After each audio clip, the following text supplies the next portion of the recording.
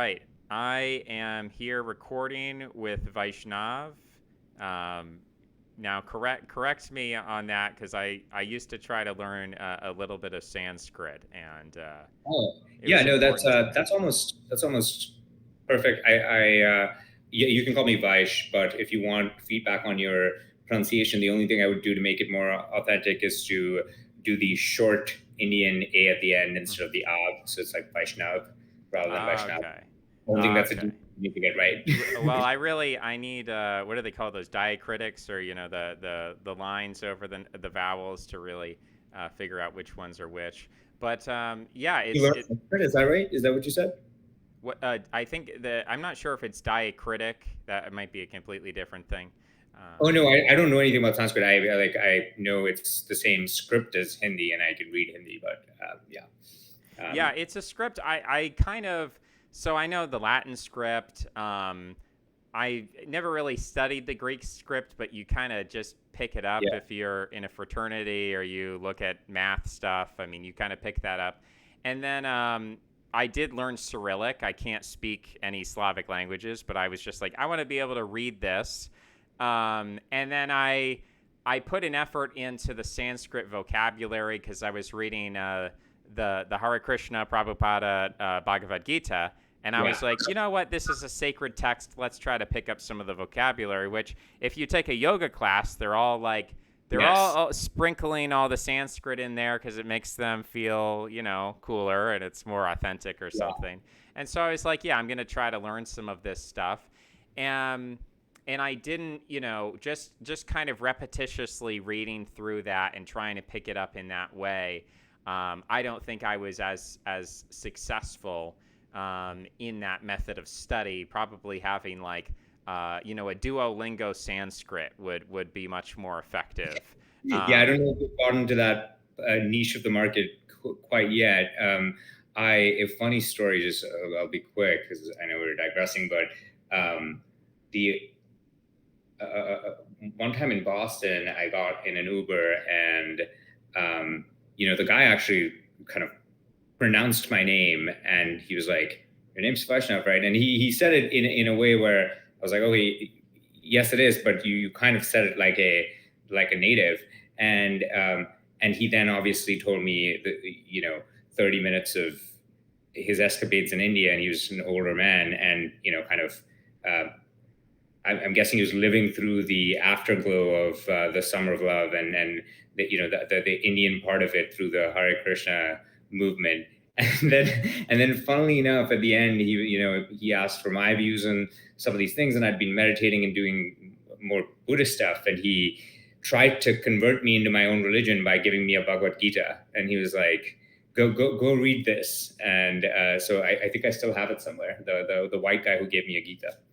Yeah. I was given the Gita by a black guy with blue-eyed contacts wearing a mask. So it was very strange because I was just like, well, I've never seen a person who looks like this, period. And now I was just so I had a friend, some white guy who's into Hinduism, and he was like, oh, you got to check out these mantras, you got to become a vegetarian. Like he's Yeah. evangelizing to me, and I'm like, I don't know. And he's like, well, just listen to this Ram Dass guy, Yeah. and so he sent me some mantras, and I was driving. I'd just come back from a wedding, and I was driving to the airport. And while I was driving, I threw on this mantra, and I was like, yeah, this is pretty good stuff. I mean, I was actually kind of like, into it, and Was thought it was, oh, this is kind of powerful. This is really interesting. And I was like, I've never really had that kind of experience before with anything having to do with Hindu religion. I've never been like, oh, this kind of speaks to me. This is touching. And so it's like, as soon as I, returned my car, walked into the airport, there was this sign that said like free speech zone, which I had never really seen that in airports. I think a couple airports have something like that. And here's this black guy, I assume with contacts, maybe, I don't know. They really were blue. But he's wearing this mask, a COVID mask, and he's like, I need to give you this book. And I'm like, no one's ever tried to give me a book before. What is this about? He's like, the Bhagavad Gita. And I'm like, well, I was just like listening to some mantra about the Bhagavad Gita. And so I was like, I guess I have to start reading this thing. And it took me probably 10 months to finish because I started reading it, and I was just like, well, I'll just read a little bit every day. But it's really something that it's not casual light reading Pretty for me. dense, right? Yeah, I mean, Reagan. Someone gave it to Reagan too, and she was telling me it was fairly dense and hard to get through. I don't know if that was your experience too. Yeah, I mean, initially I was like, I'm going to read the Sanskrit, I'm going to look at the definition of each word, and then I'm going to read the English and kind of systematically, meticulously go through this and try to like really understand it rather than like speed run and just like read the spark notes. And eventually, um, that got well, I continued reading the Sanskrit, but I stopped caring about what the words meant because, what I thought was important was, and this is the same, by the way, in Hebrew. When you read a translation of the Old Testament, Hmm. you're oftentimes reading like almost like a chat GPT thing. You're reading something that is like very much divorced from the original poetry of the text, how it sounds, the emotions that it's intended to invoke. Now, of course, if you don't, I don't know Hebrew, so I'm not going to be able to access that. But at least like the King James Bible was written by people who were not just conversant in Hebrew and Greek and Aramaic and English and probably Latin as well, but they paid attention to and they placed significance on the poetry of the English language, and they were very invested in that. They recognized the significance of that, versus I think later on, translations of the Bible tended to be more utilitarian. We need to get the exact meaning. We need to make sure it's line by line. Whereas the King James, they were like, we're going to retain the Yeah. poetical elements of this. Even hundreds of years later, it's archaic speech. What does this word mean? It's not a word we use commonly anymore. But I think there's a significance to that. If you're just interested in philosophy and metaphysics, then you can kind of access those arguments maybe more directly from a different text. But if you're interested in the historical context and the feeling, and you're trying to empathize backwards through time with a different culture, different people, then trying to engage with the language somewhat. I don't know. I think there are certain intuitive or preconscious aesthetic ideas that come through in the cadence of speech, in the sound of speech. And I have a theory about language, which is that we consider that melody and lyrics or words are two separate technologies. And that if you were to combine them together into music, that's like a more advanced technology because you're taking two simple things and you're making something more complex. I think it's actually the opposite. I think that singing precedes spoken language, and that singing was the original form of communication, and then over time it differentiated into Yeah. non-singing spoken word, and then singing as a separate thing. I mean, I haven't thought about this at all, but it kind of the image that it brings up is when someone makes whether that's theatrical or not, some primal. When you imagine someone making primal noise, there's almost always something musical and you know kind of sing-songy about it, or the art of singing doesn't seem. It seems like it's somewhere between speech and music, basically. But I also wanted to say with the Bible stuff, I wanted to read the Old Testament and and just generally wanted to read different religious texts and found it hard to kind of find the right translations and run into all these problems. And I would just love someone to make good YouTube lectures, right? As you have with philosophy. Someone should just do it with the Bible. I'm sure someone has, but then you at least you can, even if it's secondhand, get the emotion and the intuition behind and the context to the extent that the person has gone through extensive training. Yeah, I mean, You can go to a church on Sunday, and they'll happily do it in person for you as well. So there's a lot of resources. I guess the problem is if you're looking at it from a Nietzschean perspective or a secular perspective or comparative religion perspective, then at that point there are university courses in comparative religion where maybe that's they're going to have what you're looking for on that. But yeah, I didn't read the Bible in the King James Version. I read it in the ESV, and I read it from cover to cover, Old Testament, New Testament. And it's a big book, and it took me a while to read. And then after that, I thought about rereading it. I don't generally reread books. I don't generally rewatch movies. But I think if you are going to, I think once you've read something or watched something, anytime you repeat that action, to me, that's always a form of ritual. You're not gaining new information. You're attempting to harmonize yourself with this object of wisdom or knowledge, or it's kind of like a magic spell. Something I'll say about the nature of language and song is that it's very clear to me that if you have to memorize a speech without melody, it's much more difficult than to memorize a song of equal length.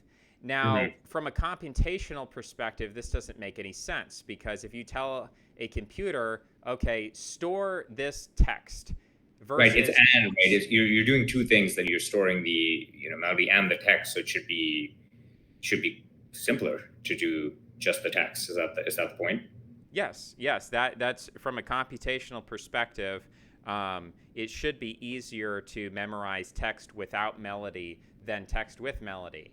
But anecdotally, and I think maybe there's a study to back this up, but it's easier to memorize a song lyrics than it is to memorize just prose speech.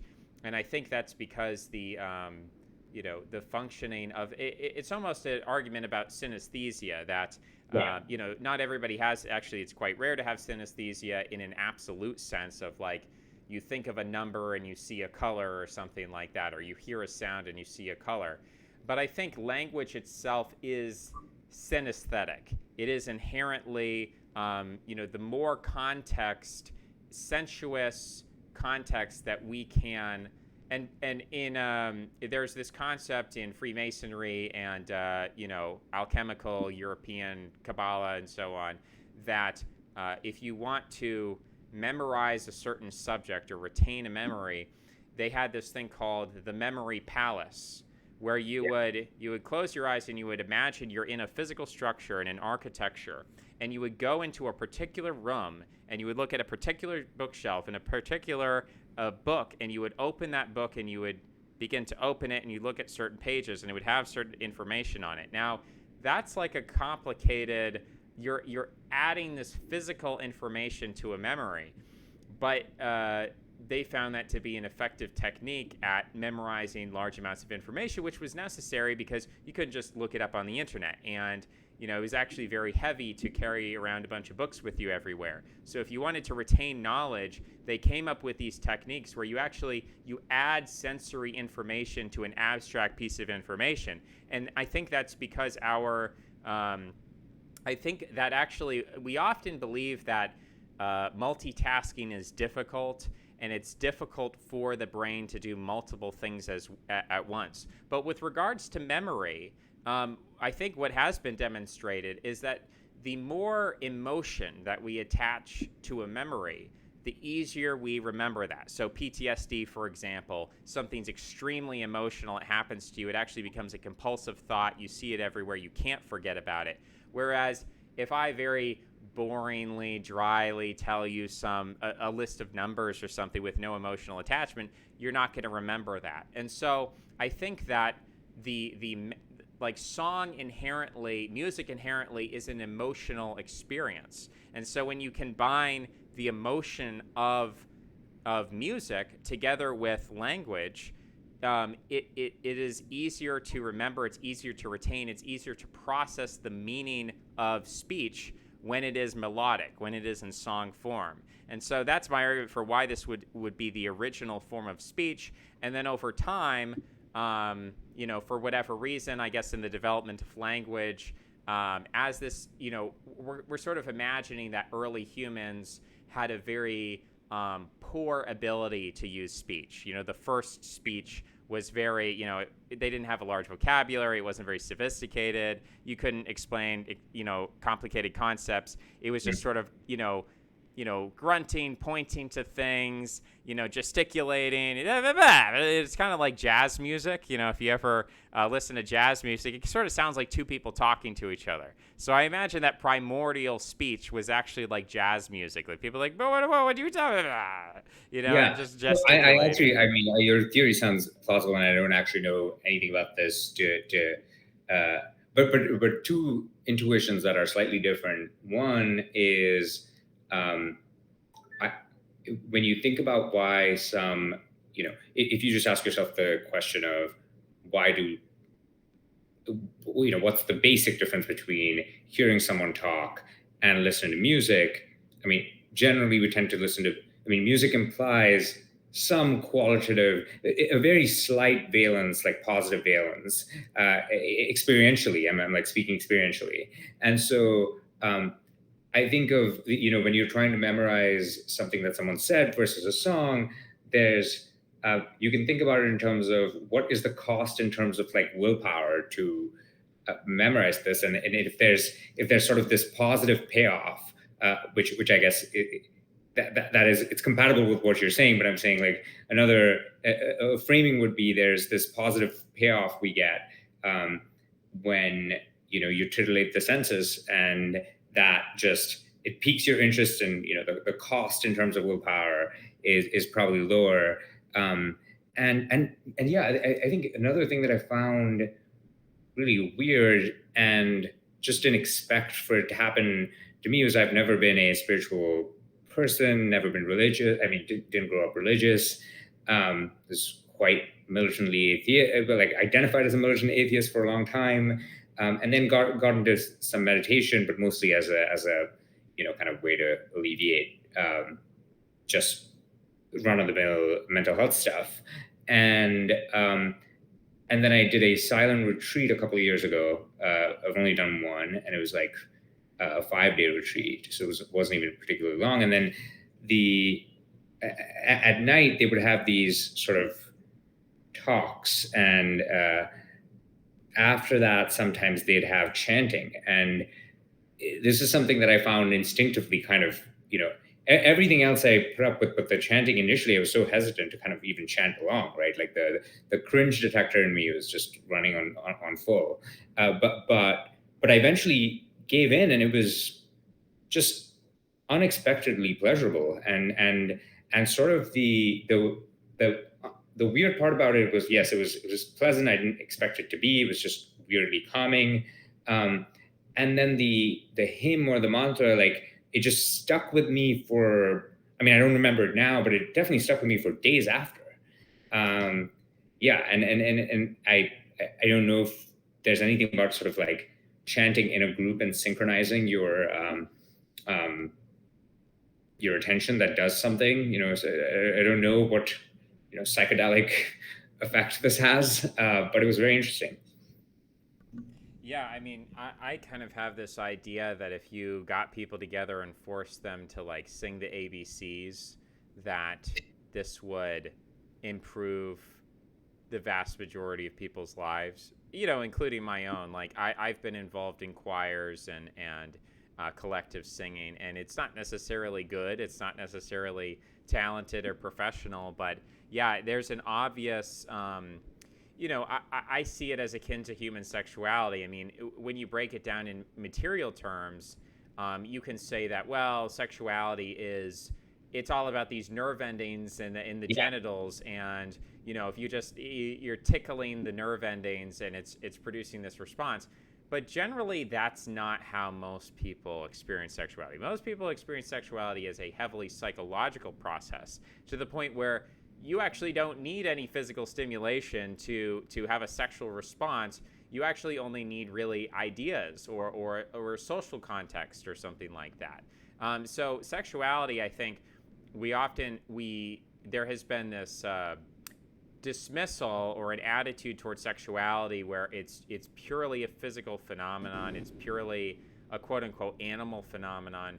But animals sing and animals dance and animals have mating rituals. So to reduce it and to say, well, it's purely this like base animal phenomenon, it's like you're kind of short selling what animals are capable of doing and how they behave. And so I think that song is intimately a part of many different, not just birds, but frogs and insects and all sorts of creatures implement song in their mating rituals. And the fact that we as a tribal species look at Mm. wolves. Wolves are now, of course, we're more closely related to chimps and so on, and chimps make sounds too. But the way that wolves howl, not entirely in unison, but it is clearly a group activity. It's a group oriented activity. So, I mean, there's been a lot of studies done on dopamine and endorphins, and I don't know if it's progesterone, but there's a hormone that not it's not I think prolactin anyway. serotonin. Yeah. There's a hormone that identified as the bonding hormone between mothers and Oh, children. I think that's oxytocin. Yeah, oxytocin. Yeah. So the the ability for humans to bond in groups has to be triggered by a mechanism, by some kind of ritual.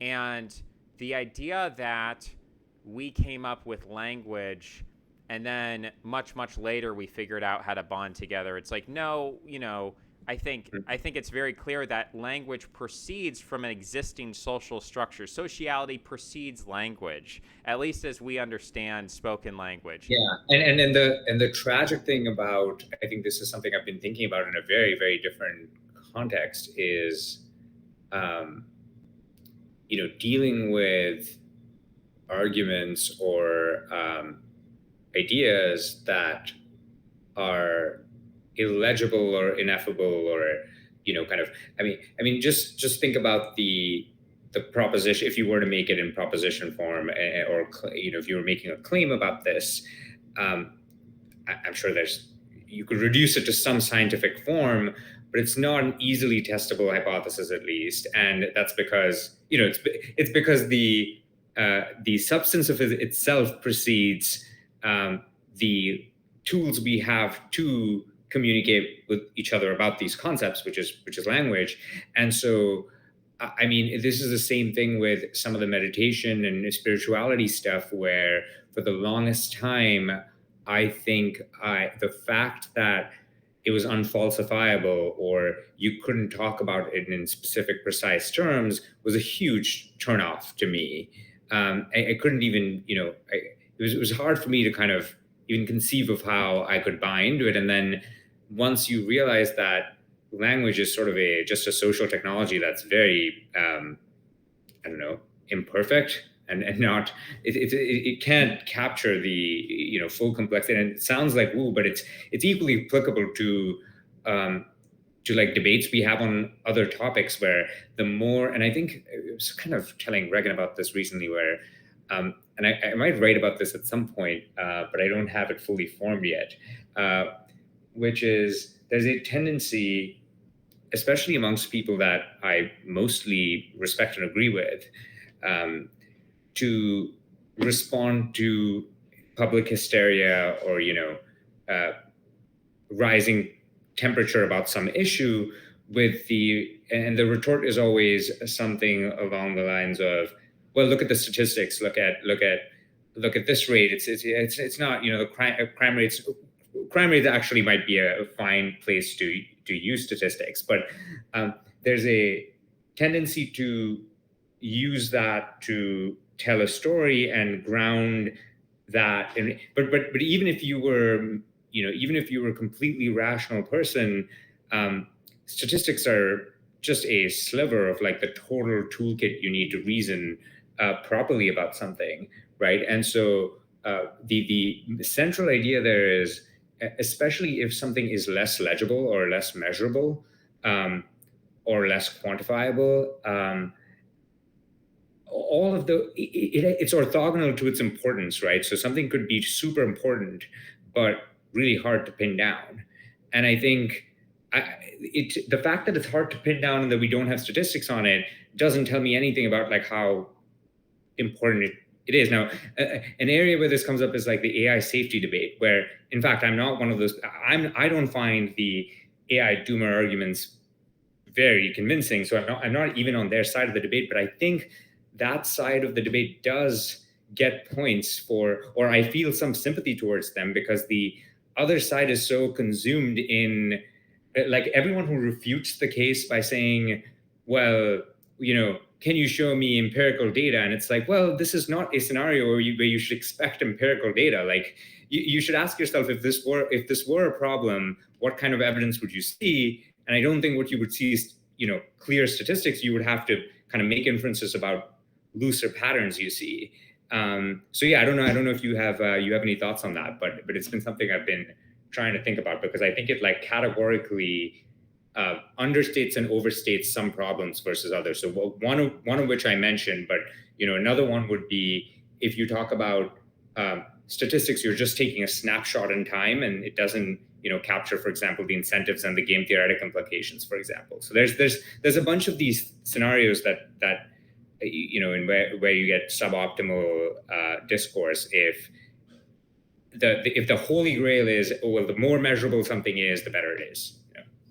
Yeah, I mean, if someone had asked in 1919, like, which political party was most threatening to German democracy, and they did a statistical analysis of like the number of political parties and which has the most members and how much funding do they get and how many crimes are they involved in and what level of violence, you would get a very different answer from what ended up happening. And so when we talk about something like AI, then we're dealing with kind of a seed of a process. We're dealing with a process that, sure, has AI affected the economy already? Yes, it has. And could it sort of peter out in the future? Maybe as AI develops, we realize that there are these hard ceilings and computational capacity. We can just throw, Trump keeps saying, oh, we need to build 400 nuclear power plants to power this one supercomputer that's gonna, it's kind of funny rhetoric. But we might find that like there are diminishing returns to the amount of juice that we can throw into AI. Like, the fact that AI even works at all is kind of credit to the internet, that we have so much data to draw from: text-based data, image-based data, video-based data. We have so much information to feed into AI as the kind of like evolutionary trial. Like, okay, look at these trillions of images and then give me one image as an output. That works very well. But, it's possible that AI will hit in some hard limits where it's constrained by the data that we give it. And if we don't give it good data, it's not going to come up with good solutions. And, but alternatively, it's possible that there's some kind of breakthrough and something crazy happens. And can you be certain about that? No, I don't think you can be certain about it. And you should kind of weigh the possibilities of each one. And I'm not. I guess I would say I'm an AI mediocreist. I believe that AI is going to be exceptionally mediocre. It's neither going to destroy humanity. It's not going to make our lives utopian. It's going to be mediocre. But, I think it's a discussion worth having, not just because of the actual, and I guess I'll say this about the general meta level conflict between, and we can talk about immigration, for example, of you'll have Trump go up there, oh, they're eating cats and dogs. I call it migrant crime. And these gangsters are coming in and they're taking over our apartments and it's an invasion of our country. And you hear that kind of rhetoric, and then, someone looks at the data and they say, well, here's why statistically speaking you're wrong. Therefore, immigration is not a problem. And, in a very limited sense, I agree. But kind of the problem here is that just because people people misuse statistics to make legitimate points. They take a legitimate problem, and I think immigration, it has benefits, but there's also problems. And rather than articulating those problems at a high, abstract, mythological, identitarian level, they're just going to go to the crudest, basest forms of communication that people can understand, which is brute force and violence. So they're going to say, the problem with immigrants is they're killing us. Well, that's not true, but that doesn't mean there's no problem with immigrants. It means that the problem of immigration is a problem of identity, primarily, is that you have people who are coming into the country who come from a completely different context, a different religious background, a different, they are not invested in American institutions in the same way that someone who, just kind of has been here for generations and generations and considers themselves to be an American. And that is reflected in statistics. So I don't think statistics are useless. But the big question is, are you looking at the right statistics? It's not enough to debunk the hoax, and it's false, right? Immigrants don't commit more crime than natural-born Americans or whatever. But that's not the right set of statistics you should be looking at. You should be looking at, how do immigrants feel about the military? How do they feel about America? How do they feel about, would they be willing to die for this country? If there was a war, would they sacrifice their sons and daughters for the country? So those are the sort of questions that should be asked, and those are questions that we can answer. I want to say, like, the class of responses to some of what you said, and I saw this on Substack. One type of response that's just kind of annoying but expected is like, really, you're worried about immigrants destroying our institutions. Look at what Americans are doing, and you look at Trump and his supporters. And I think this is just, kind of missing the point, which is, I'm not even claiming, categorically that. In fact, I just don't think that immigrants is a useful category. That's the first thing. It's like, immigrants are people, and they're people selected on whatever they're selected on based on policy, geography, and those selection effects can be positive or negative, right? And you can get, and the way they synergize with your local population and culture in the long term can be positive or negative. And but in fact, even just deep uncertainty about the effect on institutions leads me to at least say the open borders thing is a little crazy. Like can we just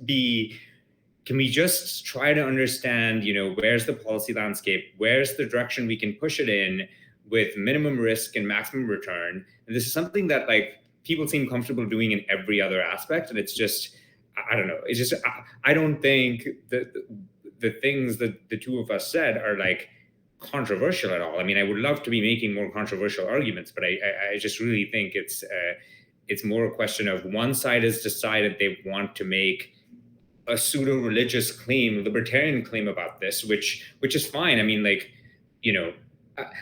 I guess I want to give me your take on this. Do you think it's equivalent to saying ban the, like let's get rid of the FDA, right? Because that's another thing libertarians say, right? But I will admit that I'm much more sympathetic to getting rid of the FDA than I am to just opening the borders with no selection.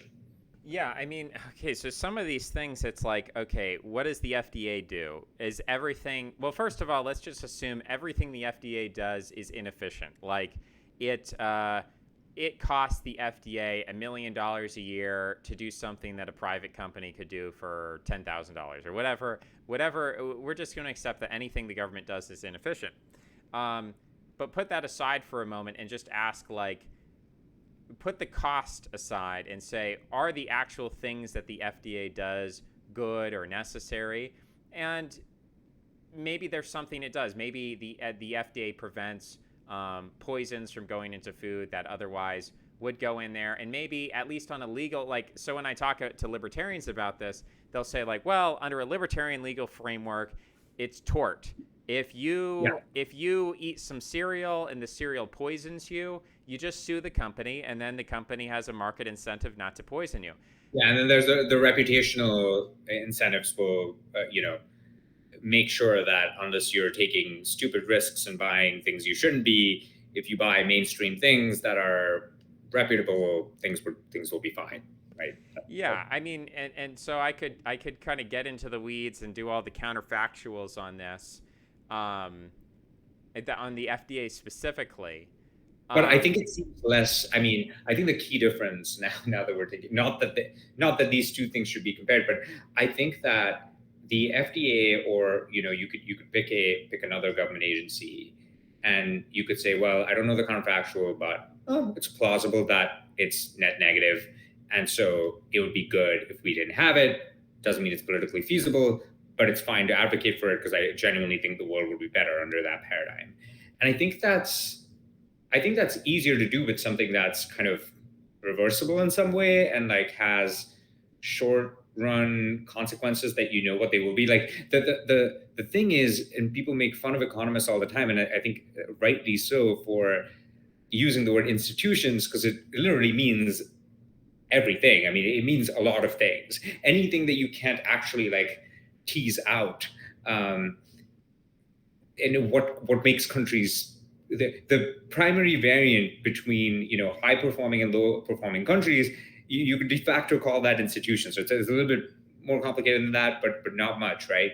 And so I understand the skepticism saying, well, we don't even know what drives institutions. But I'm like, well, so what does that tell you about how what does that tell you about rolling the dice on institutional quality in the medium term? I don't know.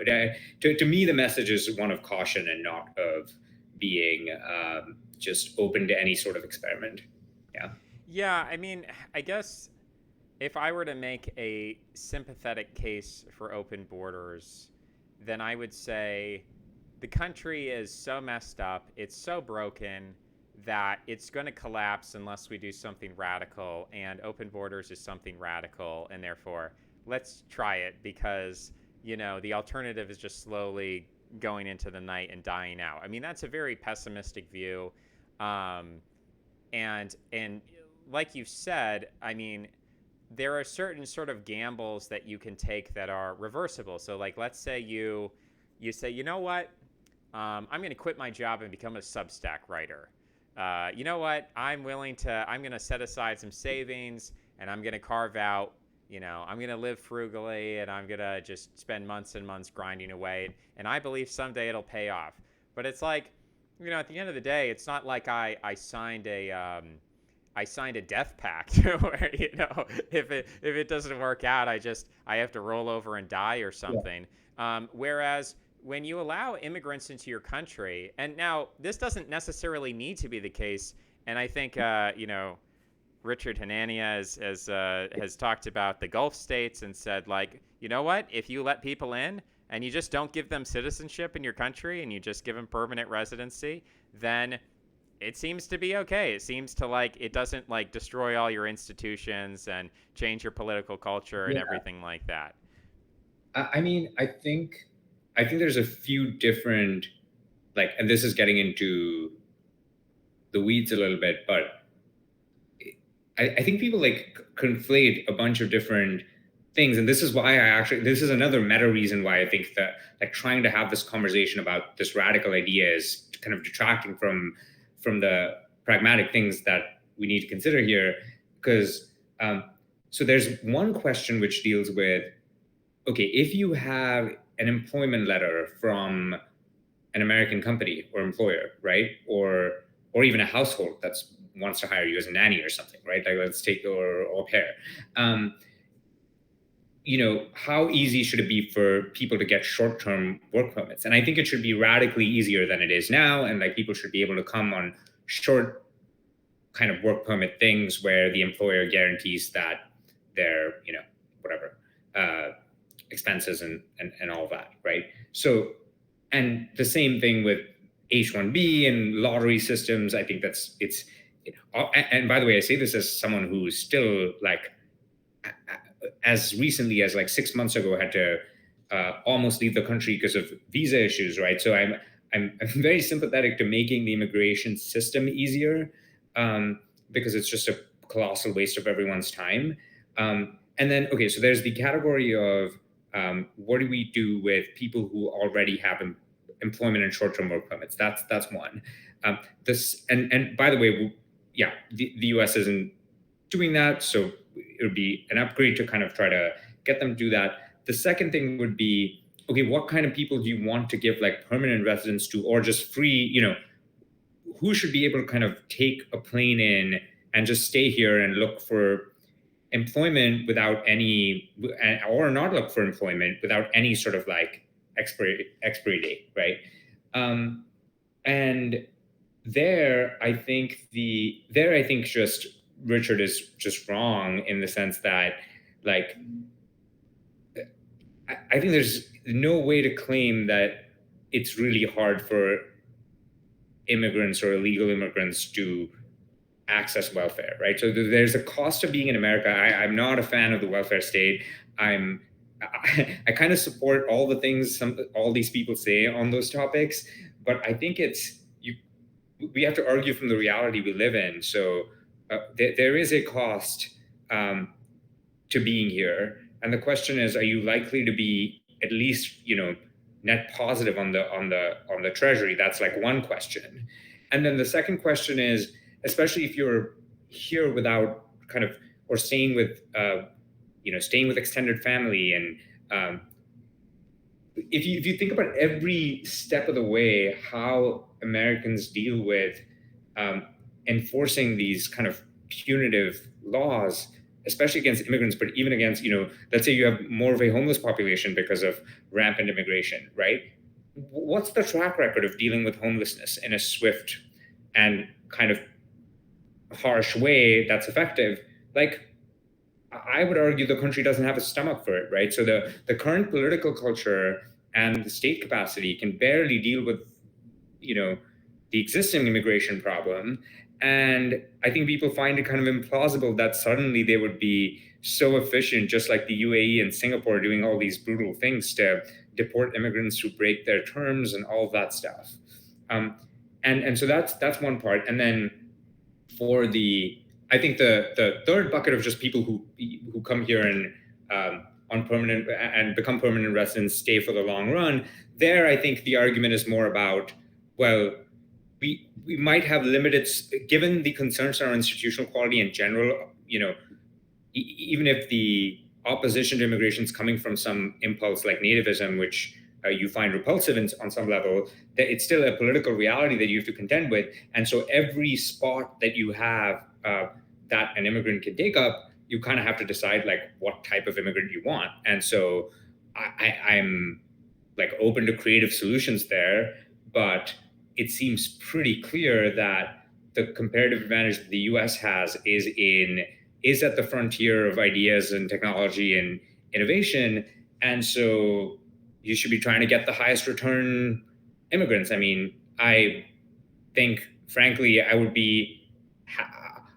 think like if my spot in this country were taken by who should be taken by, like people who are smarter than me, who are like AI researchers or something. I don't know. Like it seems like that is the deal that would be best for Americans, right?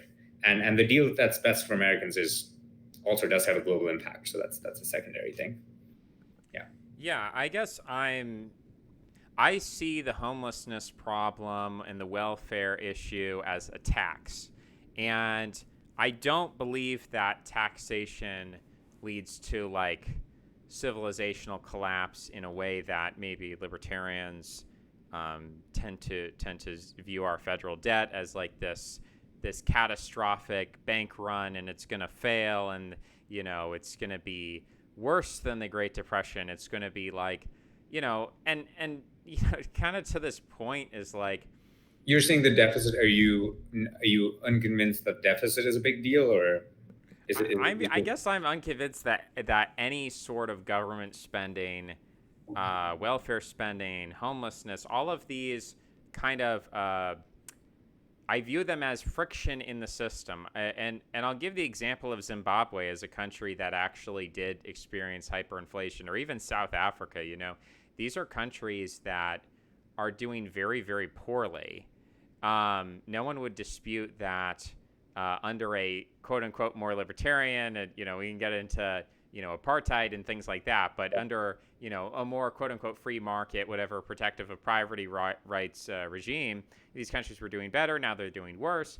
But since those countries have adopted, you could say, socialism in general, they've been through increasing crises like these. And in fact, I think they're getting worse. I think actually, if you adjust for inflation, probably the GDP of South Africa is falling. I mean, I can't ascertain that for certain, but there's different measurements where you can clearly say things are getting worse, and yet the state, and this is go back to this concept of institutions as a meaningless phrase, but I think the state is an important thing. There is a party that is in charge, or there is a party system, and there is a military, and there's a monopoly on violence, and yes, there is crime. I am not choosing to live in these countries. I don't want to live in those countries. I'm not defending the idea that they're better, but I'm simply saying that things can get very, very, very bad before there is a sort of collapse. And people, the sort of collapsitarian idea that collapse is a result of having a system which is weighed down, kind of like straw that broke the camel's back. We can actually study the collapse of states. And I think that what you'll find is that states don't collapse because there's just too much taxation. There's too much welfare. There's too much inefficiency. The taxes are too high. Those things actually can be solved in relatively short order. Now, it's violent, it's ugly, it's disgusting. I mean, nobody wants to go through that kind of scenario. But Rome went through many different situations like that. The Greeks had their own troubles. You can look at the German army in 1945. I mean, we have a lot of historical examples of states which were dealing with really difficult problems, and yet somehow or another they did something very ugly, or they did something very violent, and they were able to fix those problems. That's not advocacy for that. Yeah. And obviously, I'm not saying because of that, therefore, all of this stuff has no consequences. There are consequences associated, but I'm saying that in terms of a total systems collapse, a collapse of the state, which has happened throughout history, that does not happen because people are weighed down with taxes and welfare. That happens because you, generally speaking, have some kind of external or internal alternative elite, whether it's the Bolsheviks in Russia, the Germans in Rome, the Manchus in China. There's a lot of examples of an elite which has a completely distinct identity, which sees itself as separate from the state and wants to destroy the state, impose a new state, split the state up. The Civil War in America, you had Northern industrialists, Southern slave owners. They saw themselves as two completely different groups of people, and the South decided to secede.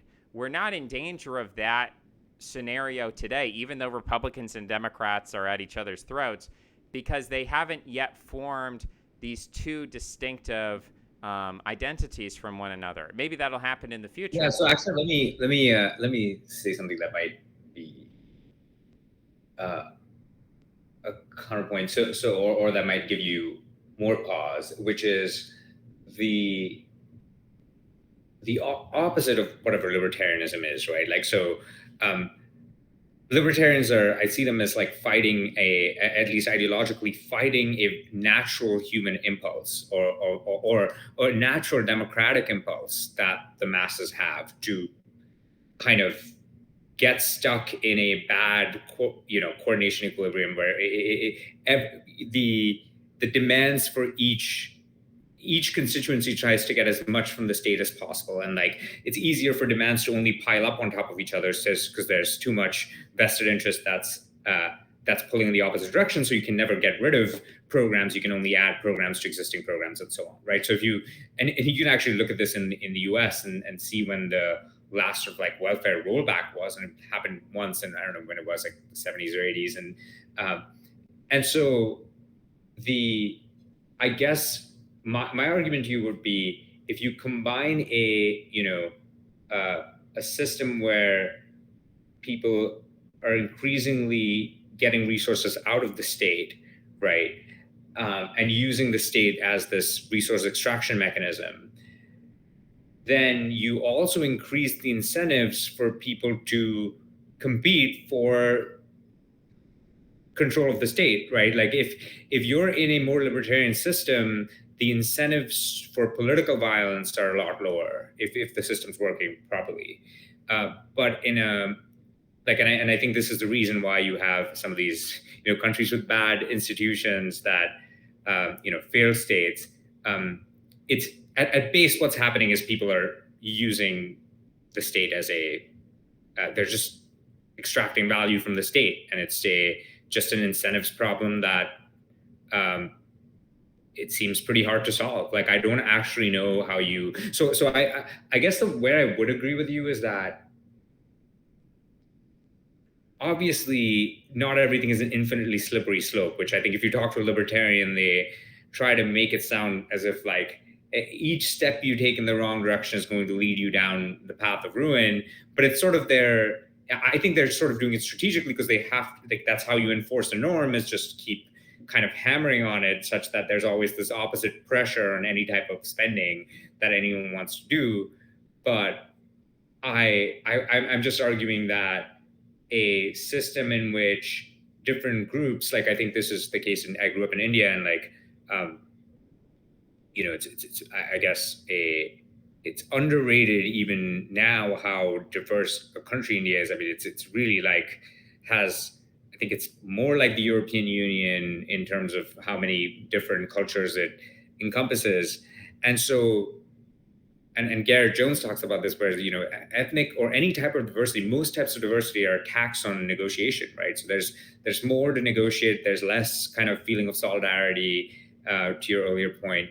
And so, and America is somewhere on that continuum where I think there's enough diversity here that I don't think people, and I think we need a probably cultural solution to this too. But I do see I do think there's a problem if different groups have different identities and are competing to get benefits from the state, either whether that's class-based or identity-based. I think is, yeah. Do you see a difference between kind of, because it seems like from your argument, what I'm taking away is that you'd be much more alarmed if people were competing for political power on the basis of like racial or ethnic identity than class, right?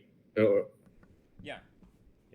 I would say that. I would say look historically at America, and the the founding of America up through the Civil War, and really until there was a period of various forms of immigration to America, mass immigration to America. And this is something that people who are pro-immigration, when I say, oh, well, we've had the most immigration we've ever had, like in the last year, or, maybe it was slightly down in 2024, it was higher in 2023, whatever, during the last 4 years generally. And they say, well, that's not true because per capita, we had more immigration in the past. And, that argument, as you said, we had a different governing structure. We had a different economic system. Nobody was on welfare. Welfare did not exist. And so a lot of people self-deported. They came in, they tried to make it in America. Most of them actually, a majority failed. And then they went back to their country where they had social support, social structures, and family. Right. That's and it was all from Europe. Like, I think it was impossible for anyone. I mean, it was already so hard to, cross the Atlantic, right? It was super expensive, and it got much cheaper I think between World War I and World War II, but or maybe the few decades preceding World War I. But I think the prospect of anyone outside Europe coming here would be just unthinkable. But and even with Italians and Jews and people who came in those waves, it's not like there were no integration issues. But the problem is that under an open borders regime or any such kind of paradigm, the cultural distance is really not the same as, I mean, I don't know how to make this. I mean, I do think there's, you can, you can plot all the dimensions of culture in an n-dimensional space and look at the distance, Euclidean distance between two cultures. And obviously Europe and America are fairly close together, right? There's stranger cultures out there, strange as in from the perspective of the West. So, so I don't actually think, so there's so many, as you said, like there's so many differences between that paradigm and now. And even in those paradigms, by the way, it was like 1.5% of the population that was being added every year. So it wasn't like 5%, right? So I think people like exaggerate how open the borders were, but they weren't like really open in effect. Yeah, I mean, so regarding Jews and Italians, but I would kind of broaden that to say Jews and Catholics. The reason why those two groups are interesting and important, and we can compare them to a lot of other groups. So, for instance, Romani people or Gypsies immigrated to the United States. You don't hear about them. There are American Gypsies. And the reason you don't hear about them is because they typically don't become the CEOs of our corporations. They don't get elected to our Congress. They're not, I don't know, they're not putting out rap videos. I mean, they're not present in musical culture or art or anything. And so, if they don't perform well in academia, if they don't perform well in the financial system or the political system, then sure, the libertarian argument would be like, we shouldn't, and by the way, if you go to Europe and you actually talk to Romanians or Hungarians or Slovaks or Czechs in that part of Europe, the birth rates of the Romani are not just outstripping the white Europeans, they're also outstripping the African immigrants. People think that African immigrant fertility is high, but those people actually have below, I think, latest data, it might have been from Finland, I'll have to double check, but a lot of these immigrant populations who come from countries with much higher fertility, they actually do assimilate to the local culture and their fertility drops. Whereas these Romani people who have been there for hundreds, if not, 1,000 years, they have an insular culture and they have very high birth rates, and they're kind of resistant to assimilation. Otherwise, they wouldn't be Romani. We're talking about groups of people who have various levels of the stickiness of their identity. How willing are they to assimilate?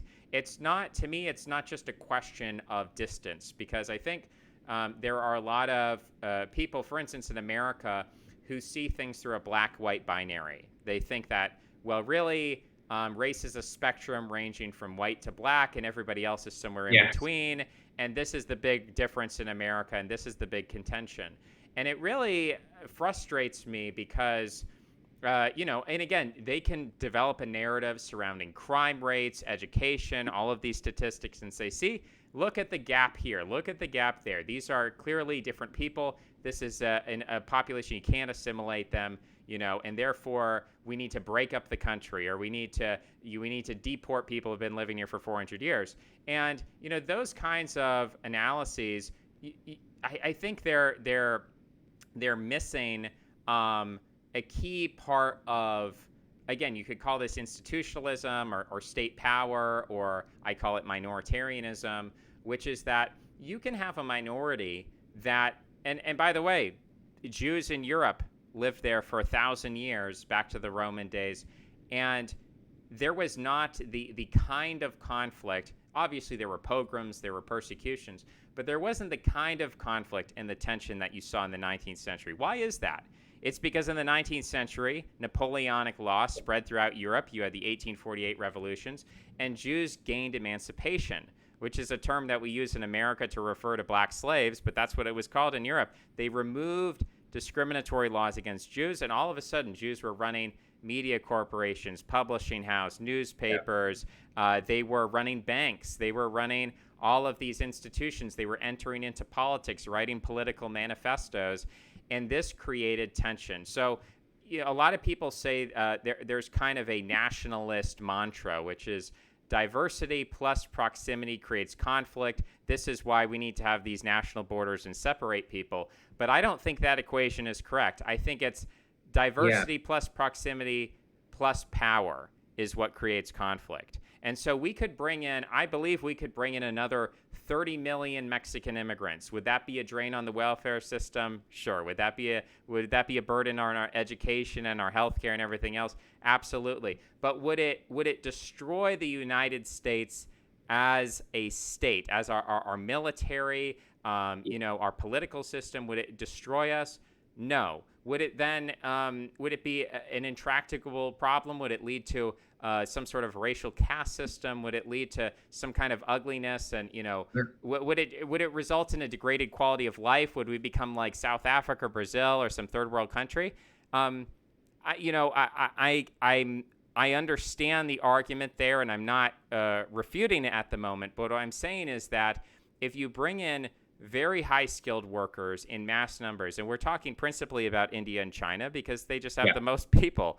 And so if you bring in if you took the top 1% of China and you brought all of those people to America, which is like 10 million people, that's not a lot actually. If you brought 10 million of the top 1% Chinese, 10 million of the top 1% Indians, the country would be it would be much more different than if you brought in 30 million Mexicans, because Mexicans are not overrepresented in our political system, our financial system, anything like that. Now, would that be good or bad? Well, if you're Indian or Chinese, maybe you think it would be an improvement. It would change the culture in a good way, but it would be a dramatic change. I think it also, like, okay, so I haven't quite gotten around to, I alluded to this in the thing I wrote about immigration, but like if you think about I don't want to use finance jargon, but it just happens to be useful in this context. Where if you think about the immigration policy somewhat as like constructing a portfolio where you're trying to maximize return and minimize risk, and the risk component has a shorter term thing, which is all the stuff we talked about, the housing prices and homelessness and all that stuff, right? And then, or even like tax bills, for example. But there's a longer term sort of assimilation / institutional effects component, right? And so I agree with you. I'll just say two things. So one is, I think it does matter what you want to look at those effects at the portfolio level. So let's say you have 100 immigrants, right? Like next year, you and I agree that we're going to let 100 immigrants into our country. And in this like fictitious case, let's say case A is that all those 100 are from the same country, like country B, right? Like call it India, right? Or China. And then the next case, they're just from like 100 different countries, right? The risk is obviously of like bad assimilation outcomes, obviously lower in the fully diverse group because they have no, they can't not assimilate, right? They have to kind of assimilate because their culture is sort of like diluted in the broader culture. But as soon as so then you have to map out how many people from the same country are you bringing in, and how many of those people already exist in the current like American population, such that you get all the other effects of assimilation. Now, I think with high scale immigration, the actual ethnic enclave effects I think are more manageable. So I think I haven't been able to find research on this, but in Garrett Jones's book, he talks about the cultural transplant and kind of how after 3 generations, Italian Americans still have traits that that are close to the median, the Italian median rather than the American median, and all that. But I strongly suspect that IQ is, especially, I would think that IQ correlates with non-monetary attributes too that are pro-assimilation. Now, the question of like whether that will still create ethnic conflict, I think is like an interesting question because for example, in in America, Jews are massively overrepresented in. I mean, I think a lot of it. I think it's sort of like one of those information hazards where I don't think it's a pro. I think it's great, right? But I do worry about like even talking about how overrepresented Jews are in some of these areas because I know the instinctive conclusion people draw, but by and large, people have seemed quite like it seems like the Jewish population kind of integrated into the political culture of the United States rather than created an opposing political culture that was at odds with it. Now, I might be wrong about that assessment in terms of like the what the future holds. I hope I'm not, but um, I do think you get like yeah, it's interesting. What type of resentment does it breed? But I do think if you had if you did the same thing with India and China, there's the additional thing of numbers, right? Because then now you're against a population that has dual in the eyes of natives has dual loyalty, has power, political power in your country, and allegiance to another country. And so I think, yeah, I just think it's an interesting and useful thing to talk about, but unfortunately it's like radioactive enough that people don't want to acknowledge that this is a this is definitely something like even with I'm very pro high skill immigration, but I think you want to do it in a controlled way in terms of numbers such that you're not threatening the balance of kind of the fabric that's kind of illegible, right? The yeah, whatever you want to call it, culture, political culture, any of these things that are hard to pin down, but uh, almost certainly will have an impact if you kind of import tons of people from the same country. Yeah, that word resentment, I'm not going to reject that word. But as you said, it's very I mean, it's contentious because if you say, well, if we import all these people, you're going to resent us and we're going to resent you. And, if you just sort of say that, it's like, well, why? Like, why can't we Yeah. just get along? Like I'm a rational person, you're a rational person. Can we just choose not to hate each other? And it's like, yeah, sure. Okay, there's no problem. But I think kind of stepping back from maybe like that moral area and just thinking about it in terms of interest rather than thinking about it from that because resentment is a secondary effect. So for example, if you and I were in a marriage or something and I was like, I want pasta tonight, and you're like, oh, I hate pasta. Okay, so we have different interests, and Yeah. if I force you to cook pasta every night, you're going to eventually resent that. But the resentment isn't primary. It's not like, oh, I just hate you for you. It's because as a consequence of conflicting interests, that's how resentment is bred. And so that's the level I'd like to talk about rather than the emotional downstream effect, which is real. But primarily, do immigrants have different interests from people who are living in America, part of American culture?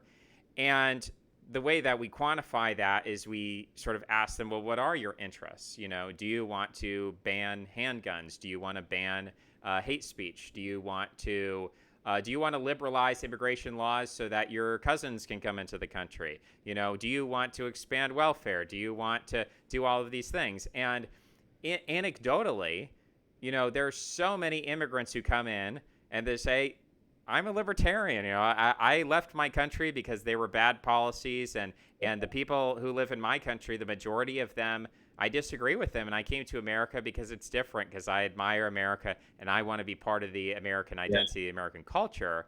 But that's not on average what's happening. And I think that this is within the context of democratic elections.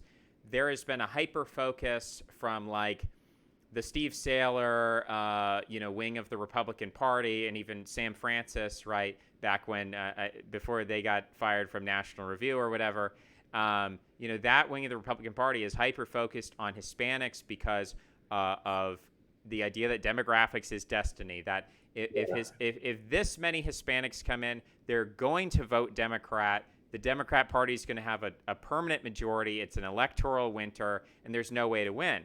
Well, the truth is that when people come into your country, even within a democratic process, it is, and the thing is, you kind of have to be cynical about democracy to make this argument. You sort of have to understand that if we actually study which policies are passed, is it the popular policies or is it the policies that rich people lobby for?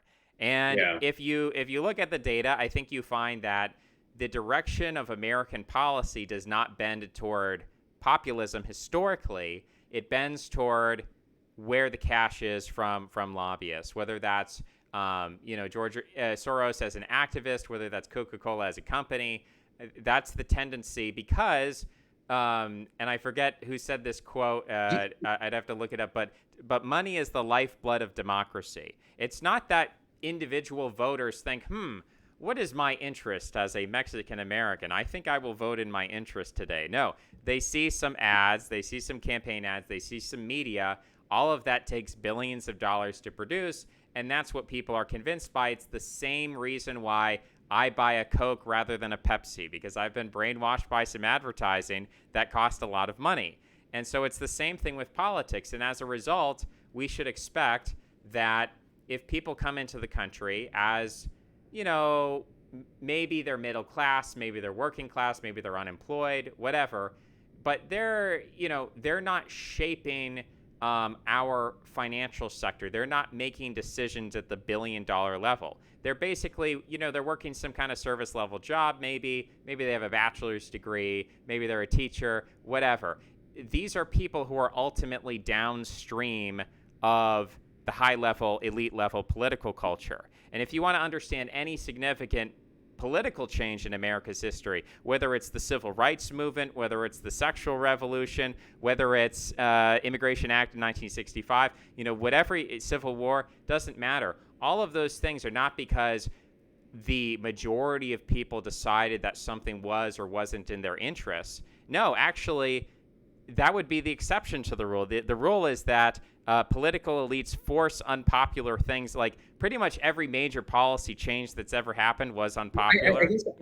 I guess my sense is that I see it. Well, initially I was going to disagree completely, but I don't think we're actually that far apart. It's just that I see it more as a two-way process. In that I think I actually do think in terms of just if you look at big policy decisions that are always in the news, the media, it's almost like it's hard to argue that that's not catered to the median voter. Now the question is, who's the median voter influenced by, and how does money impact the other ecosystems through education or news and things like that? And obviously, like we said earlier, hard to measure, so hard to know.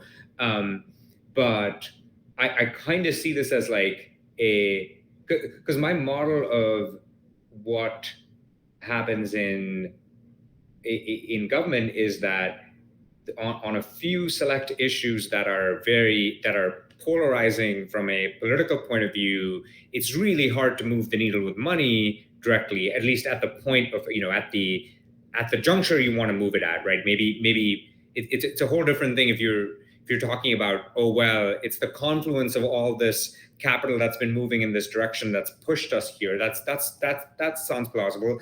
I'm just saying for an individual, wealthy donor to push the Overton window or just the political conversation at the time of election seems pretty hard to do.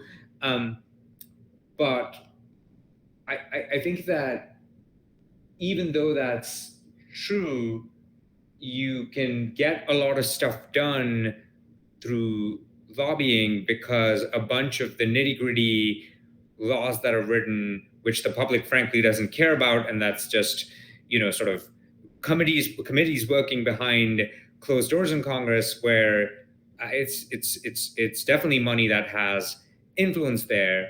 And I guess maybe the question is, do you see that as a good thing or a bad thing? And I think I often see the influence of capital in that system as some counterbalance to the political impulse to drain the state of capital, right? So I think, do I want a system where capitalists just get to do, obviously, I actually think liberal democracy is a reasonable equilibrium, contrary to what people, it's fashionable to shit on the system, but I think it's sort of, I can't think of a better way to balance those two forces.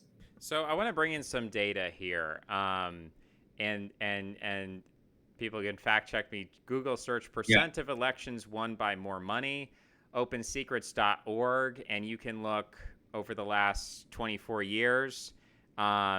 In every single House and Senate election, I believe, without exception for the last 24 years, 70% of the time in the Senate, the Yeah. candidate who raised more money won, and in the House, it was pretty much above, 80% every single time, and the average is actually for the Senate is closer to 80, and for the House is like 99 or something. Now, why is that? Why is there a difference between the Senate and the House on money? I maybe the House Right.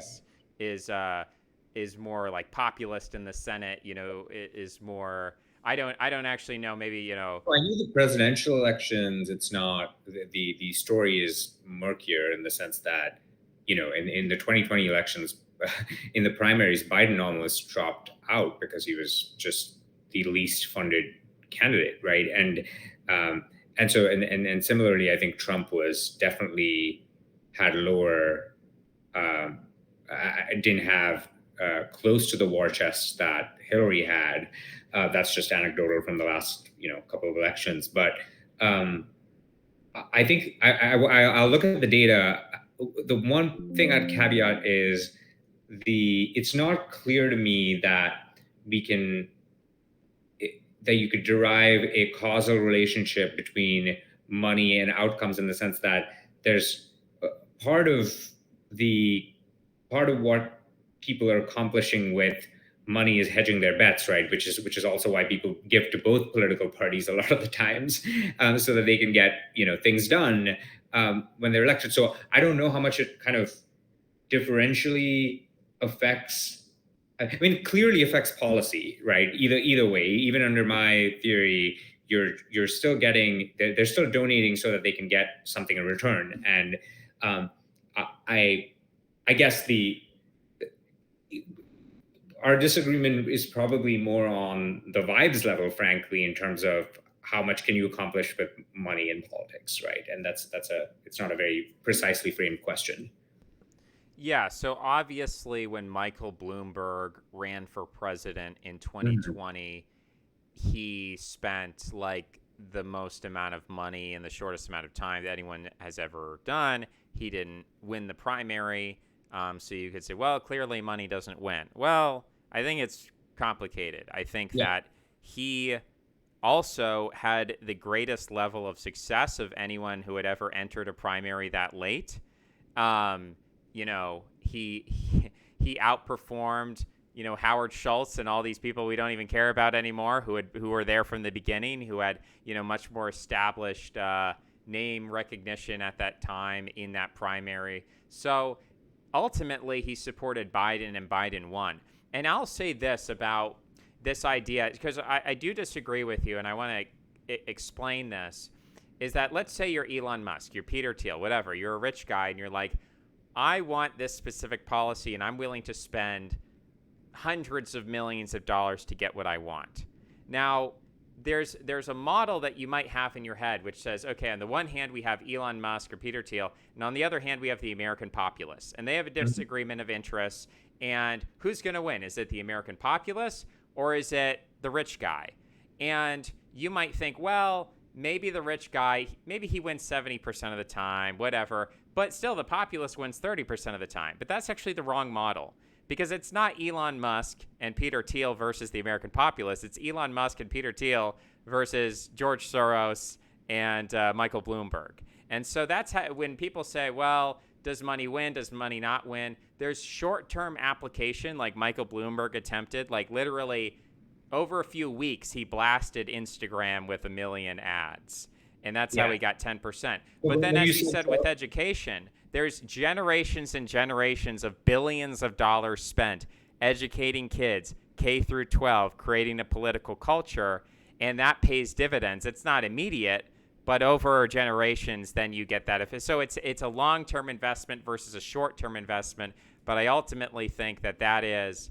Have you read this stuff about was it the Ford Foundation, or I should look this up and I'll send it to you. But yeah, just the couple of foundations, left of center, and the thing I was listening to was trying to trace the impact that some of these foundations have had on what we now call wokeness, right? And just, I think, long after the original patriarchs, or the self-made billionaires who first made the money, and then it takes its own bureaucratic, like I think the story was more of bureaucratic drift and kind of a lot of influence, but not intended influence on the long run.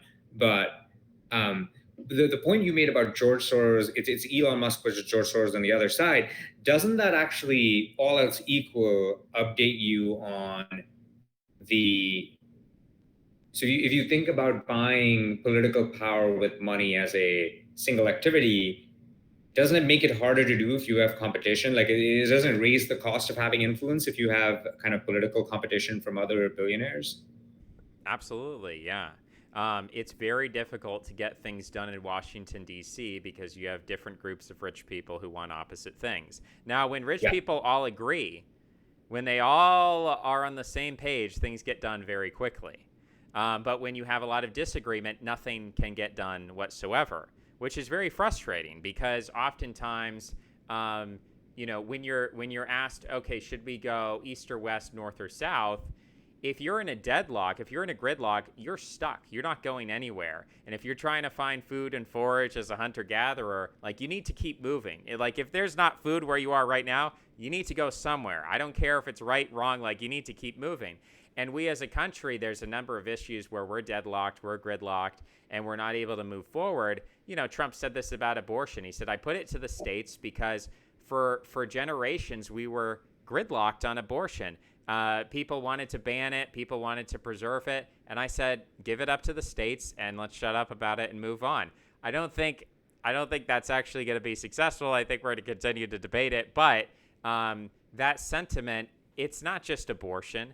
It's, immigration. We're deadlocked. And Kamala Harris, again, from the other side, she's saying, I wanted to get a bill passed. Trump killed it for political reasons. We couldn't get anything passed. We could. Now, again, you can hate Kamala, whatever, and I'm not defending either of their positions. I'm just demonstrating the fact that it would be better for us to do stupid things sometimes than to do nothing at all. But we're not even allowed to do stupid things because we're so gridlocked. And, when you have a group of people who come over from a different country, I don't even consider very strongly. I mean, it is a consideration. I wouldn't discount it. But my main problem isn't, dual loyalty. Like, we're going to end up, getting in a foreign policy conflict because of the interests of India and China or something like that. That's not my main concern. My main concern is that people come over and they immediately start, winning elections and primaries for the presidency. They immediately come over and they start running corporations as CEOs. And it's not to ascribe any resentment or malice toward those individuals who are very successful. And in many cases, they're doing great things. But the question is, when they understand themselves, when they think about themselves at a deep level, do they have Machiavelli talks about this in Renaissance Italy, where these Italian city-states are very wealthy, just like America is today. And they're Republican states, too. So they have a similar form of government, actually. And they have this problem where it's a war-torn area. There's all sorts of conflicts. And the solution of these city-states is to hire foreign mercenaries. They hire Germans, they hire Swiss, they hire French. And Machiavelli writes that this is a great short-term, or it looks like a great short-term solution because you got all this money, you don't have a standing army, you need defense, and so you just hire a bunch of foreign soldiers. and he says it ultimately doesn't work out because when you come to a point of crisis, you know, when the mercenaries have overwhelming odds in their favor, of course they're going to fight valiantly and defeat your enemy, and you're going to pay them money and everything's going to be great. But when it's close, when it's like a 50-50 shot of like, I as a mercenary could die, then they're going to run away. And in fact, there are many occasions where they would go back into the city that hired them. They would plunder the city. They would just steal all the gold they could, and then they would run away. So now we're not hiring mercenaries in a military sense, as I think you mentioned, or I'll just say let's say that we could replace all human soldiers with robots, and therefore there's no problem. Well, who's controlling the robots? Who's programming the robots? If at some point, if all people care about or coming to this country is all they care about is a paycheck, what happens when China offers them a bigger paycheck? What happens when Russia offers them a bigger paycheck? Now you might say, well, we have the biggest paychecks. No one, that'll never be a problem. And it's like, well, I don't know. I mean, you can be overconfident like that. But if China or Russia, you take hacking, for example. We talk about the electrical grid. We talk about how much of our infrastructure is controlled through digitized, computerized systems. And if there's a successful cyber warfare, you could theoretically shut down the electrical grid and so many other different things, nuclear power plants, whatever. It would be devastating. Giving you, I tried to message you, but I'm going to have to wrap up relatively quickly. So if you want to cut this out, you can. I tried texting you, but it didn't. I think it didn't grab your. That's all right. We'll cut it off here. Obviously, if you have any last words or final thoughts before you go, you're free to give them. Oh no, I no, it was a super interesting conversation. I think the last thing that you said, I believe my instinctive response is something like, with medium to long-term immigration, and specifically with skilled immigration, these concerns are, I'm less concerned about them if the pace at which it happens and the type of immigration that's here and the kind of propensity to assimilate, all that, is that like you want because the older, like, the country 50 years ago, I think being white was probably more central to the identity of an American than it is now, right? And that's, insofar as it's fine, it's because there's an organic evolution of the American identity that's happened through good assimilation, right? That doesn't mean that the values haven't changed or that immigrants haven't had an impact on the country, but it's been, there's sort of like a positive path there. And I think if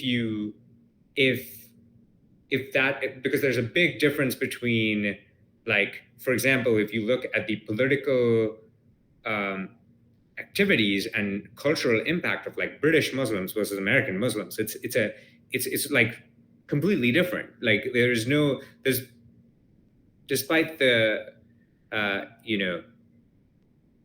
despite what kind of might be the impression you get from protests and things like that, the problem is there's virtually no problem with Muslim immigration in America. And largely that is because of different socioeconomic classes and it's just different populations that they've been drawn from under different selection effects. And so the identity clash is just less likely to happen. So I'm saying one dimension is the cultural proximity and willingness to assimilate, and the other dimension is just time. And so if you just get the best people in the world, but you get them fast enough, you're screwed. And but I'm just saying that those are two levers. But I'd love to like talk about this more, because I haven't thought through the second order effects of skilled immigration. And I think it's interesting to talk about this stuff because it's speculative and kind of provocative, but really, just not, there's not that much precedent for it. Great. Yeah. my schedule has been packed, so I don't know how quickly we can have a follow up, but I'm sure this Yeah, fine. topic will be relevant for years to come. So I don't think we're gonna run out of material to discuss on immigration anytime soon. Would absolutely love to do a part two. And yeah, this was great. I really appreciate you coming on. Yeah, of course. Meanwhile, I'll try to be a good law-abiding immigrant.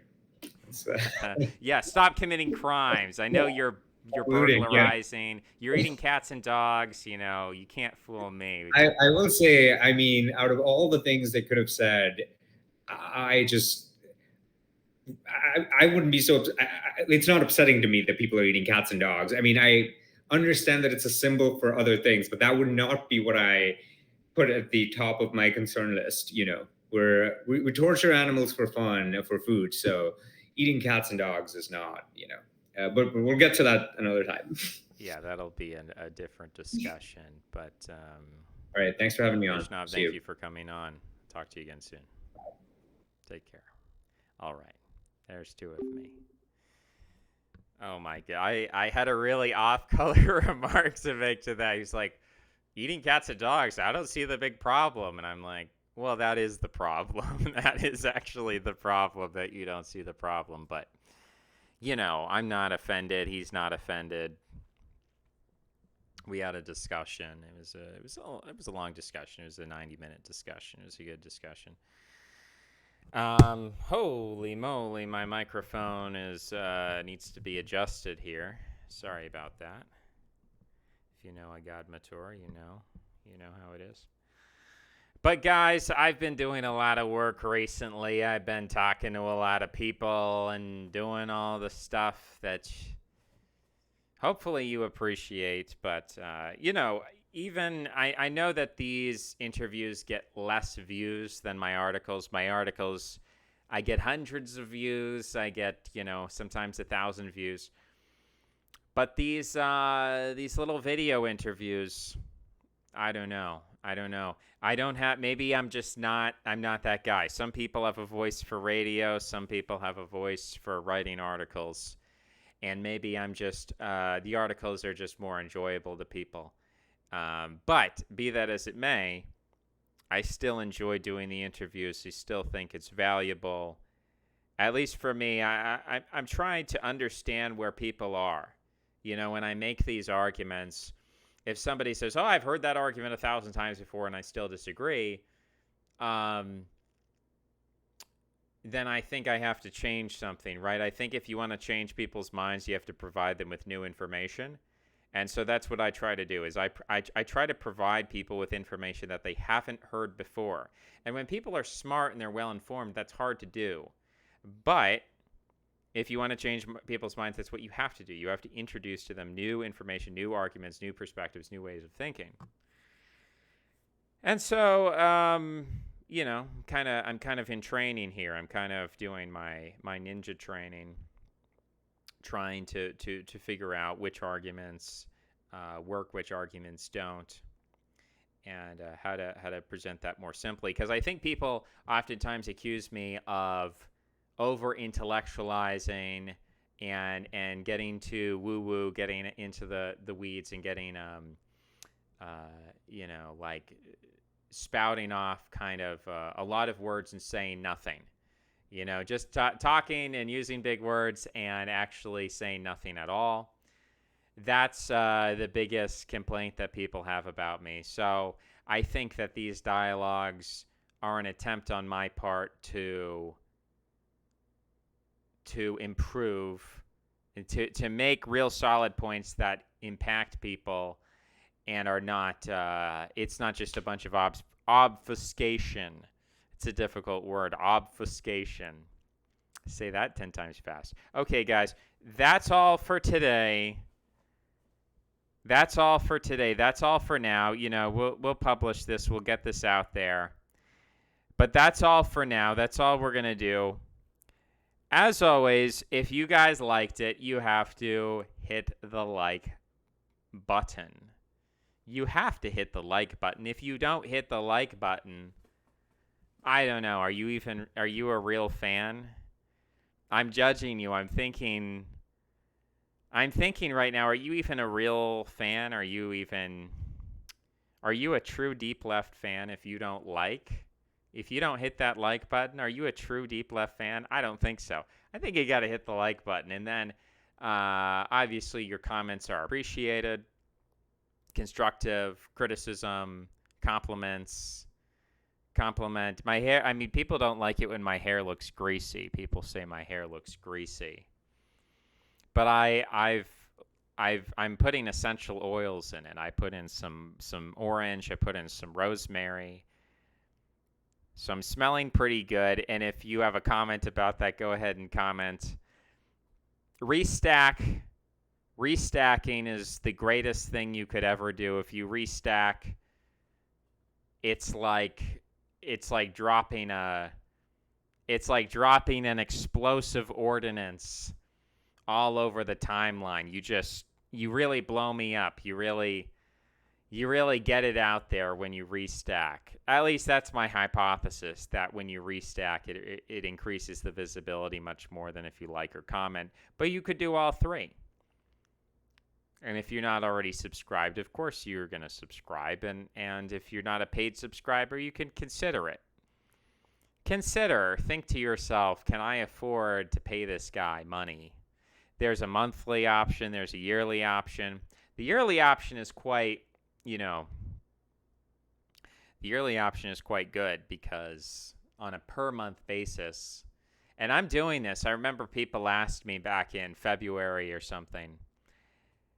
They said, okay, you've been doing this for a few months, but if I become a paid subscriber, are you just going to stop? Are you just going to stop producing stuff? And I said, I promise, I swear I'm going to do this for a year if you want to become a paid subscriber. So don't feel like you're late. It's never too late. It's never too late to become a paid subscriber. But that's my sales pitch for today. You can tell I'm winding down. I've been doing a lot of interviews. I'm winding down. And I'm getting ready. I'm getting ready for some chill time. Getting ready for some me time. I'm just going to chill out. I'm going to maybe do some stretching. I'm going to eat a little bit, have a little snack. I'm going to hang out. Or see, maybe I'll even do some writing today. I'll do some writing and I'll do some interviewing same day. We call that multitasking. I'm very male-brained. I can only do one activity per day. I have one eating day, one sleeping day. No, I could do any number of things. There's plenty of things to do. Plenty of stuff is keeping me busy. But I really appreciate you guys taking 90 minutes out of your day to listen to what I have to say. And Vaishnav, I think that's really cool that you guys do that. And I hope you think what I'm doing is cool too. So we're cool together. We're like the cool kids. We hang out. Cool kids stick together. Thank you guys for sticking with me on this one. Thanks for joining me on this journey, on this quest to become the biggest Substacker ever with my hot takes. Much appreciated. If there's a person you guys want me to interview, reach out to them, tell them to interact with my stuff. Anybody who comments, likes, restacks, I always try to check those people out. And if they're an author, then I ask them if they'd be open to an interview. So it's very easy for content creators to get in touch with me. I'm not, of course, if you're an anonymous person without an avatar on the internet, then that's, I assume you're not interested. I assume you're not going to do an interview. I can't ask everybody. And I also am not in the habit of, reaching out to, I don't know. Why don't interview Trump, interview Kamala, interview Bill Gates, interview George Soros? Yeah, there's some very popular people out there that I could interview, but I always see it as like a peer-to-peer kind of thing. Even people who are much more popular than me, much more successful, I try to be respectful, but also it's kind of like A dialogue, you know, if you think I have something worth saying, we should talk. You know, if someone's never heard of me before and I say, hey, please do an interview with me, I mean, maybe they will. But even if I could coerce, I'd say, like, I'll pay you $50, please do an interview with me. I think that would not be a super interesting interview, because I think I would just ask, they would just kind of regurgitate and monologue their stuff, which if you want to hear that, you just go to them. What do you need me for? I guess in that case, it's like a conduit for me to get more fans via interaction, cross-pollination. Yeah, I would. I'm obviously, I'll take any opportunity that comes my way, but I'm not. I'm just rambling. This is incoherent. This is what happens when you do. I woke up this morning and I've been constantly doing interviews, guys. Yesterday I did 1, 2, 3, 4, 5. Today I did 1, 2, 3, 4, 5, 6, And then I have another one scheduled. Tomorrow I do these interviews and then I upload them. And then I upload these interviews and you guys watch them. But you can tell, I mean, I go. Like, I never stop. I'm interviewing someone. I say, oh, that's all the time we have. Okay, like, comment, subscribe. Okay. And then on to the next one, It's like, and I'm standing up the whole time. I'm standing at my standing desk. Have you guys ever stood for 4 hours straight and spoken intellectually with a variety of intelligent people for 4 hours straight, 5 hours, 6 hours? It requires endurance. It requires fortitude. I'm getting dizzy. Oh, I'm getting sore. I'm getting dizzy. I feel like I'm going to fall down. But that's how the sausage is made. That's how we get the content. That's how we get it done. We get it done. We don't complain. It's a sacrifice, and I'm happy to make this. You know what? I'm going to tell you guys a secret. I wouldn't have it any other way. I love what I do. And I hope that with your support, I can continue to do this into the future. Because right now, this is a self-funded campaign, okay? It's just coming out of my pocket. But if you guys want to make this sustainable, then you know what to do. I don't have to tell you. You know what to do. Is this a 15-minute monologue? It's been a while, the way I cut these up. I pick like 1 week, and then that week I'll pick like 2 days and I'll do back to back. Because that's how I am. I'm just a guy. It's like if you tell me, okay, you got to do this, it's not procrastination per se, but it's like when I'm in the flow, I'm in the vibe, it's just like boom, boom, boom. Let's like do all the interviews rather than, okay, I'm going to do one interview every other day. Because honestly, guys, I forget. I'll put things, I set an alarm and I do stupid stuff. Like I meant to set it for 2 p.m. and then it went off at 2 a.m. instead of 2 p.m. So I'm going to sleep through my alarm. I'm going to miss an appointment. I'm going to forget about stuff. So, anyways, folks. That's all for now. That's all she wrote. I got to get out of here. I'd love to speak to you more. I can't wait to speak to you again in the future. But until then, I appreciate it. And I'll catch you on the flip side. Bye-bye.